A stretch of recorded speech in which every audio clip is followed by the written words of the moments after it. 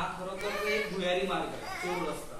हा चोर रस्ता समुद्राच्या खाली जमीन असते ना, जमिनीच्या खालून गुफा तयार केली आहे. आणि ही डायरेक्ट मालवण ओझर म्हणून गाव आहे, तिकडे हा रोड बाहेर पडतो 8 किलोमीटर. शत्रू इकडे आला, त्यांना वाटलं ते वीर आहे, आपल्याला पण वीरच वाटते.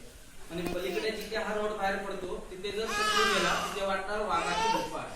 हा भुयारी मार्ग 7 ते 8 किलोमीटर एका वाघाच्या गुफेतून बाहेर पडतो. हे 2 खांब आहेत ते पूर्वीचे आहेत, सागवानी लाकूड आहे.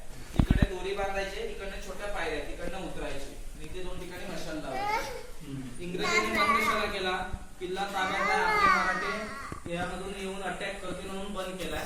आणि आता सरकार ओपन करायला बघत नाही, तिकडनं चालू आहे.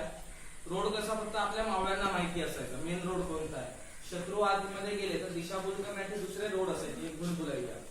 तिकडनं लोक 2 किलोमीटर वर जातात, नंतर 4 रोड बाहेर पडतात. त्याचा नेमका रोड कोणता आहे कोणाला माहिती नाही. ह्या साईडचा कोपरा आहे ना इकडचा, तिथे दरवाजा होता, तो 1812 मध्ये